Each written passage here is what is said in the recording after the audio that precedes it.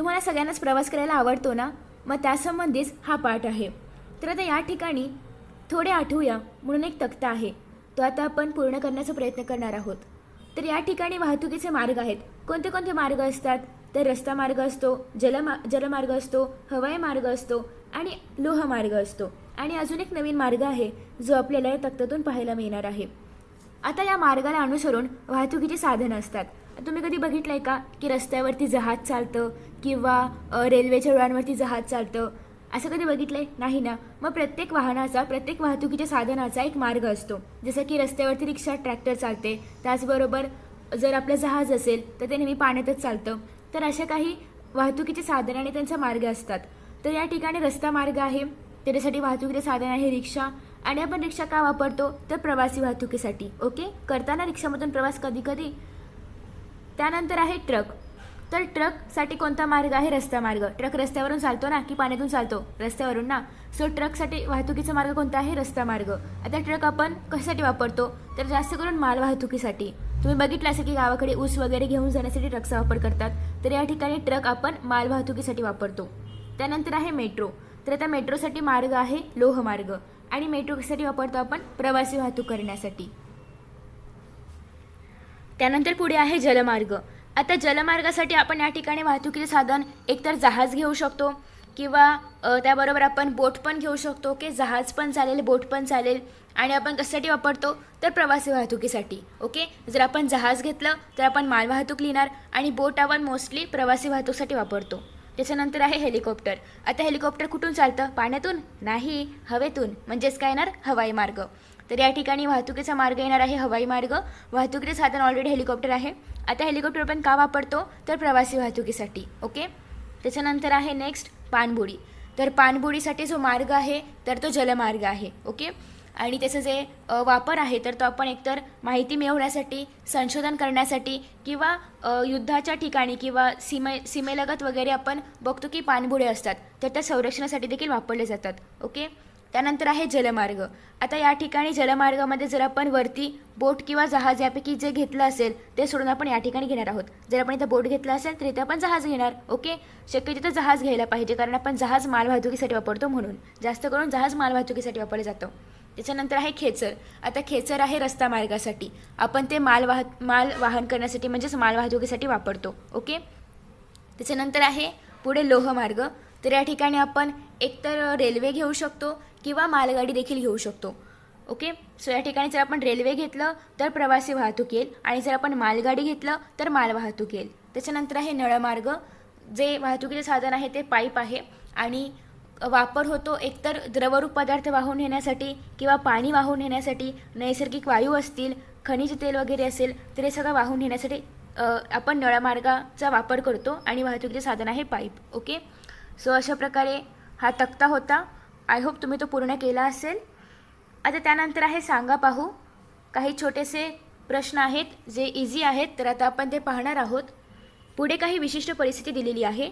अशा परिस्थितीत तुम्ही कोणत्या वाहतुकीच्या मार्गांचा व साधनांचा उपयोग कराल ते सांगा. ओके, तर पहिली परिस्थिती आहे की आपत्कालीन स्थितीमुळे तुम्हाला नागपूरहून भोपाळला पोचायचं आहे. आता आपत्कालीन स्थिती आहे, नागपूरमधून भोपाळला जायचं आहे, म्हणजे महाराष्ट्रामधून मध्य प्रदेशमध्ये जायचं आहे. तर एकतर आपत्कालीन परिस्थितीमध्ये तुम्हाला हवाई मार्गाचा वापर करावा लागेल. आता हवाई मार्गामध्ये काय काय येतं? विमानाचा वापर करावा लागणार, कारण हेलिकॉप्टर तर मोस्टली आपण वापरत नाही, पण विमान त्याचं तिकीट काढले की आपल्याला लगेच त्यातून जाता येऊ शकतं. त्याच्यामुळे आपण या ठिकाणी हवाई मार्गाचा वापर करू आणि वाहतुकीचे साधन असेल विमान. ओके, याच्यानंतर आहे स्वच्छतेचा संदेश देत तुम्हाला कन्याकुमारीपर्यंत जायचं आहे आणि यासाठी कालमर्यादा नाही आहे. ओके, आणि तुम्हाला स्वच्छतेचा संदेश द्यायचा आहे. ओके, मग यासाठी तुम्ही रस्ता मार्गाचाच वापर करणार. मग तुम्ही त्यासाठी पायी देखील जाऊ शकता, पण जर तुम्ही पायी जाऊ शकत नसाल तर तुम्ही सायकलचा वापर करू शकता किंवा तुमचे जी बाईक वगैरे असेल, खाजगी वाहन, त्याचा तुम्ही वापर करू शकता. ओके, कारण तुम्हाला हा जो संदेश आहे तर तो जास्तीत जास्त लोकांपर्यंत पोहोचवायचा आहे आणि तुम्ही जर त्यासाठी रेल्वे वगैरे घेतली तर तुम्हाला लोकांपर्यंत पोहोचता येणार नाही. जर तुम्हाला लोकांपर्यंत पोहोचायचं असेल तर तुम्हाला रस्ता मार्ग वापरावा लागेल आणि त्यावर एक तर तुम्ही पायी जाऊ शकता किंवा शक्य असेल तर सायकल किंवा बाईकचा वापर करून, खाजगी वाहनांचा वापर करून तुम्ही जाऊ शकता.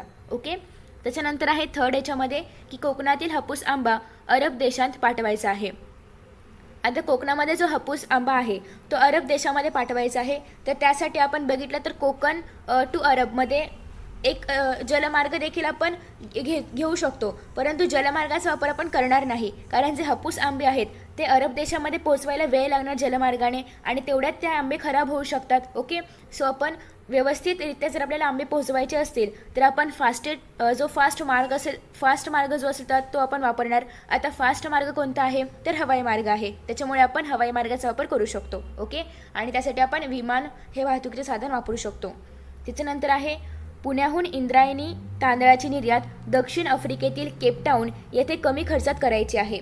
आता या ठिकाणी दक्षिण आफ्रिकेमध्ये तांदूळ आपल्याला पोहोचवायचं आहे, तर या ठिकाणी आपण हवाई मार्ग देखील वापरू शकतो, जलमार्गही वापरू शकतो, पण या ठिकाणी अजून एक सांगितलं आहे की कमी खर्चामध्ये पोहोचवायचं आहे. ओके, हवाई मार्ग खूप कॉस्टली आहे, सो आपण या ठिकाणी जलमार्गाचा वापर करू आणि एखाद्या जहाजा थ्रू आपण ते तांदूळ पोहोचवू शकतो. ओके, हवाई मार्ग आपण घेणार नाही, कारण हवाई मार्ग खूप कॉस्टली आहे आणि तांदूळ काही खराब होणार नाही आहे, ते आपण जास्त दिवस स्टोअर करू शकतो, त्याच्यामुळे आपण या ठिकाणी जलमार्गाचा वापर करणार आहोत. त्याच्यानंतर आहे नंदुरबार जिल्ह्यात पालेभाज्यांचे उत्पादन मोठ्या प्रमाणात झाले, परंतु स्थानिक बाजारात योग्य भाव मिळत नाही. नागपूर सुरत महामार्ग व सुरत भुसावळ लोहमार्ग जिल्ह्यातून जातो. आता या ठिकाणी त्यांनी सांगितलं की नंदुरबार जिल्हा जो आहे तर त्यामध्ये पालेभाज्यांचं उत्पादन झालेलं आहे, परंतु त्याला स्थानिक बाजारामध्ये भाव मिळत नाही आहे. मग या ठिकाणी त्यांनी अजून एक हिंट दिली आहे की नागपूर सुरत महामार्ग आहे आणि सुरत भुसावळ जो लोहमार्ग आहे तर तो या जिल्ह्यातून जातो. तर आपण अशा परिस्थितीमध्ये रस्ते मार्गाचा आणि लोहमार्गाचा वापर करू शकतो. आता रस्ते मार्ग जर असेल तर पालेभाज्या पोहोचवायच्या आहेत, त्यामुळे आपण ट्रकचा वापर करणार, आणि जर लोहमार्ग आपण घेतला तर आपण आगगाडी किंवा आगगाडीचा वापर करू शकतो, म्हणजेच रेल्वेचा वापर करू शकतो. ओके, आता त्यानंतर आहे की तुमच्या गावाहून तुम्हाला सिंगापूरला फिरायला जायचे आहे, त्याच्यासाठी तुमच्याजवळ फक्त 10 दिवसांचा कालावधी आहे. आता 10 दिवसामध्ये तुम्हाला सिंगापूरला जायचं आहे, तिथे काहीतरी फिरावं तर लागणारच आहे, कारण आपण फिरायला चाललो आहे, मग फिरायला पण वेळ पुरला पाहिजे, रिटर्न यायचं पण आहे, तर हे सगळं 10 दिवसामध्येच करायचं असल्यामुळे एक वेळेची मर्यादा आहे, त्यामुळे आपण या ठिकाणी हवाई मार्गाचा वापर करणार आहोत आणि हवाई मार्गामध्ये आपण विमान हे वाहतुकीचे साधन वापरणार आहोत. ओके, तर अशा प्रकारे आपण काही आपत्कालीन स्थिती किंवा त्याचबरोबर अन्य काही परिस्थिती दिल्या होत्या, त्यातून मार्ग कसा काढायचा ते पाहिलं. आता त्यानंतर यावर आधारित भौगोलिक स्पष्टीकरण आपण पाहूया. प्रवास किंवा मालाची वाहतूक करताना आपल्याला अनेक बाबींचा विचार करावा लागतो. हे तुमच्या लक्षात आलं असेल की आपण प्रवास किती दिवसांसाठी करतोय, कोणत्या ठिकाणी करायचं आहे, ठिकाणाचं अंतर काय आहे, किंवा कालावधी काय दिलाय, किती खर्च लागेल, किती वेळ लागेल जाऊन यायला, वस्तू कशा आहेत, नाशवंत आहेत की जास्त दिवस टिकणाऱ्या आहेत, किंवा त्यांचा कालावधी, वस्तूंचा टिकण्याचा कालावधी काय आहे, हवामान कसं आहे, जर हवामान खराब असेल तर आपण हवाई वाहतूक करू शकत नाही. त्याचबरोबर मार्ग साधन यांचं योग्य संमेलन असलं पाहिजे, त्या प्रदेशाची प्राकृतिक रचना कशी आहे, तर या अनेक गोष्टींचा आपण विचार करतो.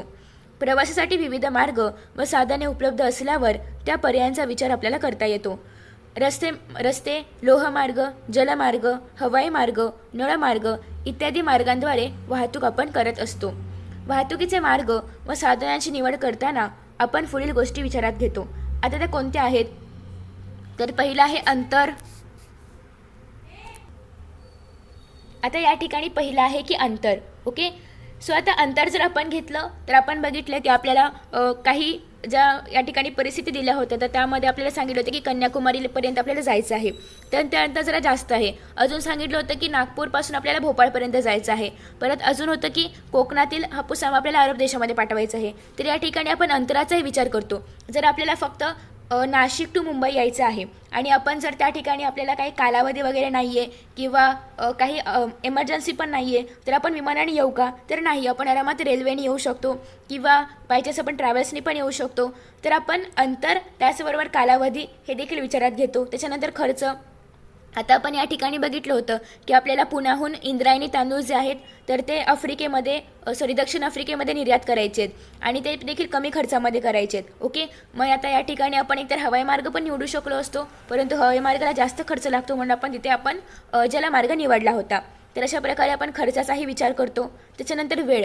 आता आपण वेळेसाठी बघितलं की आपल्याला सिंगापूरला जायचं आहे आणि कालावधी फक्त 10 दिवसांचाच आहे, तर 10 दिवसामध्ये पोचायचं आहे म्हटल्यानंतर आपण त्या वेळेचा विचार करून हवाई मार्ग निवडला होता.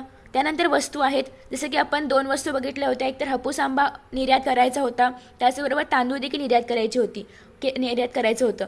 पण हापूस आंबा जो आहे तो नाशवंत आहे, त्याच्यामुळे आपण त्याला विमानाने निर्यात केलं, म्हणजे विमानाने निर्यात करू शकतो. आणि तांदूळ जे आहे तर ते जास्त दिवस टिकू शकतो, म्हणून आपण तांदळाला हवाई मार्गाने न निर्यात करता जलमार्गाने निर्यात करणार होतो. त्याच्यानंतर आहे हवामान. आता आपण यापूर्वी बघितलं होतं की हवामान कसं आहे त्याच्यावरती आपण वाहतूक कोणत्या मार्गाने करायची, कोणत्या साधनाने करायचं ते डिपेंड होतं. त्याच्यानंतर बाजारपेठ. आता आपण बघितलं होतं की जो सेकंड लास्ट एक्झाम्पल होतं त्याच्यामध्ये सांगितलं होतं की नंदुरबार जिल्ह्यामध्ये खूप मोठ्या प्रमाणावर पालेभाज्यांचं उत्पादन झालेलं आहे, मात्र त्या ठिकाणी योग्य भाव मिळत नाही आहे. तर बाजारपेठ उपलब्ध नसल्यामुळेही आपण ज्या ठिकाणी बाजारपेठ उपलब्ध आहे तिथे त्या मालाची निर्यात करतो. ओके, मग त्यामध्येही वाहतुकीची साधने, मार्ग वगैरे येतं. त्यानंतर आहे प्राकृतिक रचना. आता एखाद्या प्रदेशाची प्राकृतिक रचना कशी आहे त्याच्यावरती पण वाहतुकीचे मार्ग, साधने अवलंबून असतात. ओके, तर वरील बाबी विचारात घेऊन प्रवास किंवा वाहतूक केल्यास आपला खर्च व वेळ वाचू शकतो. प्रवास आरामदायी होऊ शकतो, मालाचे नुकसान न होता वाहतूक करता येते. ग्राहकाला द्यावी लागणारी किंमत केवळ उत्पादन खर्चावर न ठरवता उत्पादन खर्च व वाहतूक खर्च यांवर ठरते. मालाची वाहतूक जलद, सुरक्षितपणे होणे आवश्यक असते. वाहतूक आर्थिकदृष्ट्या परवडल्याने मालाची किंमत कमी राखता येते. जर आता आपण वाहतूक कमी खर्चामध्ये केली तर नक्कीच आपल्याला तो जो माल असेल तर तो पुढे कमी किमतीमध्ये विकता येऊ शकतो. परंतु जर आपल्याला वाहतुकीसाठी जास्त खर्च लागला तर मग त्यानुसार आपण त्या मालाची किंमत वाढवतो. ओके, सो जर वाहतूक आपल्याला सोयीस्कर असेल, कमी खर्चामध्ये होणारी असेल, परवडणारी असेल तर मग तो माल आपण कमी किमतीमध्ये पुढे आपल्याला विकता येतो आणि त्या मालाची किंमतही आपण कमी ठेवतो. वाहतूक ही एक पायाभूत सुविधा आहे. वाहतूक व्यवस्थेतील विकास हे देशाच्या आणि प्रदेशाच्या विकासाचे एक मानक मानले जाते. वाहतूक व्यवस्थेतील सुधारणांमुळे प्रदेशात मालाची व प्रवाशांची चलनक्षमता वाढते.